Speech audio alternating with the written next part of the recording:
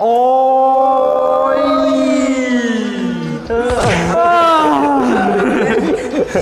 อยากเป็นจุบเป็นจุบเป็นอย่างที่จะเป็นโอ้สบายดีสบายดีทานผู้ชมทั้งหลายของชาแนลโดนใจเฮาเนาะและยินดีต้อนรับเข้าสู่รายการซองสาว TikTok EP ที่2เนื่องจากว่าเฮาปล่อยคลิปที่แล้วไปถือว่าได้รับความนิยมในระดับหนึ่งและก็ต้องขอขอบใจกำลังใจจากเอ้ยปาบูหลายๆเด้อและก็สาวงามหนูเล็กได้แชร์คลิปเฮาแดอ้อยสาวงามโดนใจประจำ EP 1ดีดัก ฮัลโหลฝ่ายแล้ววันนี้เราก็จะมาเข้าเบิ่ง TikTok คือเก่าเขามาเบิ่งสาวเขาได้แบบงามๆถึกใจกดใจให้เลย รัว รัวๆเลยกดให้แบบบ่หยุดบ่ยั้ง ๆบ่หลับบ่นอน กดทั้งวันทั้งคืน และจะเป็นจังใดก็ไปเบิ่งกันเลยเบิ่งเลยนะโอ้ย อย่างวะ มันคืออย่าง โอ้ลิ้นไทย ปอกเด้งปอกเด้งแน่ งามเว้ย แฟนบัตเตอร์ บ้าเด้ ใน ได้แล้วบ่ เป็น เงี้ย ไปเนาะ ไปดีกว่าโอ้โห กดแม่ใจหั่น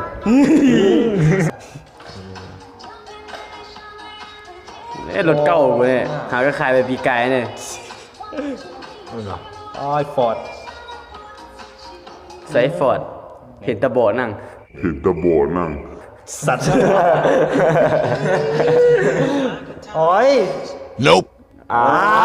วเฮ้ยอ้าวเฮ้ยเด็ดเด็ดยัง ขัดใจงั่ง ไอละลายหมดแล้วนี่เป็นไอติมแล้วเนี่ย โอ้ย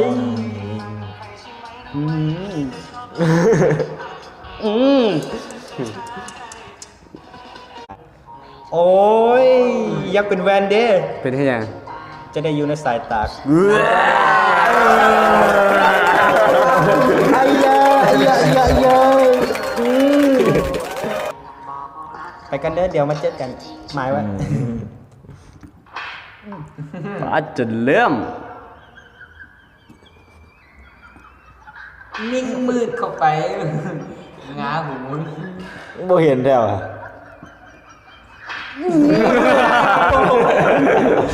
โอ้ยโอ้ย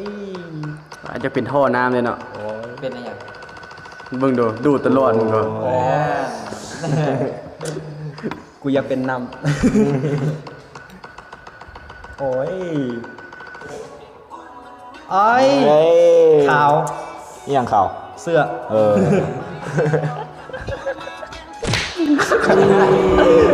แบบนี้ก็ได้เหรอ โอ้ยเท่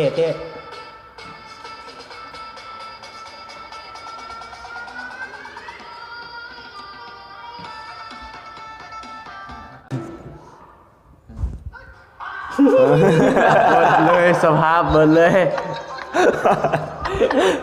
แหวง เมื่อ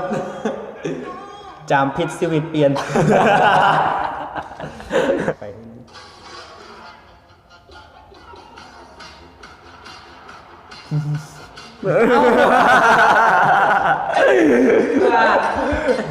โอ้ยใส่ได้โอ้ฮัลโหลป่าใจหยุดเต้นเลย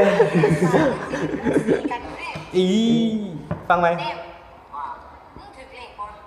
บอก กูสิบอกอย่างหนึงเด้อซื้อเลขน่ะได้แต่กระดาษถ้าซื้อสารนั่นสิได้ปูสีกันอยู่เด้ ไปซื้อสารการดีไปซื้อสาร กูสิบอก อยู่เฮือนก็มี โอ้ยซองเลยคนนี้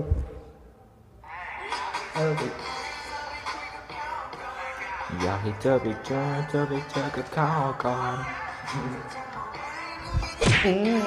น่ารักถ่ายอยู่นั่นเดี๋ยวไปหา สิไปเที่ยวไส โอ้ยแด เอา ด ไปเลยรัวๆรัว บังแดดให้ จนผู้มีหัวใจ ฝากดาวบนฟ้าไปบอกเธอ โอ้ย โอ้โอ้โอ้ มึงเป็นยังโอ้ยนะฮัก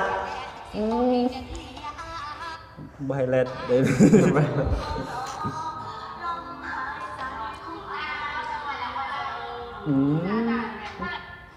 โอ้ย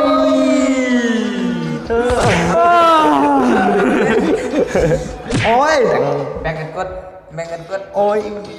ขาวขาว ขาว เสื้อขาว แดง แค่ด่านวะ อันนี้เลยเอาให้มันตรงๆไปเลยโอ้ยนะครับ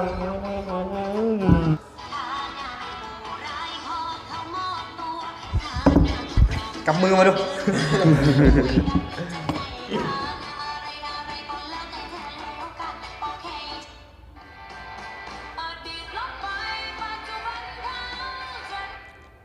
บังเอิญแม่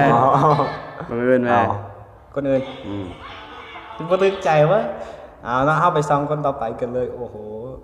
คนนี้ติดตามไว้ เปลี่ยนมือ 小猪帮，但是我养一好呢，เขา นี่ จะมีเถียงอะไรวะ โอ้ยคุณ เถียงคำไม่ตกฟาก แมน ตกปากของขาหักกันสิ ลอยหน้า แม่นสไหลไง คุณ ไม่ได้จักรยานสีแดงก็จะมากินเนี่ย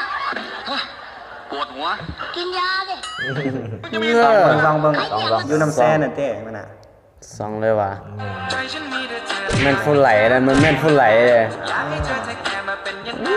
ทันแรง มือสั่นบอกแล้วอย่าให้กูจับโอ้ย เป็นจุบเป็นจุบ เป็นอย่างที่จะเป็น โอ้ยเพื่อนกูแตกเลยแม่งของมันให้เงือแตก พี่เขาอ่ะไปขอโทษพี่เขาก่อนเลยปะขอโทษแล้ว อันนี้เนี่ยนะครับ พี่เขาไม่ได้ยิน อมนู้อมยุ่งกัน เสียอาการ พ่อพี่ปากบอก เอาแล้วเนาะผ่านการเบิ่ง TikTok มาโอ้ยแดดสองหน้าผ่านการเบิ่ง TikTok มา เฮาก็ได้สาวงามโดนใจ TikTok ประจำ EP นี้แล้ว นั่นก็คือ ว้าวว่ะตายความงามบ่อยากจะพันละนาเบิ่งหูมันทุกบาทเด้อปะโถ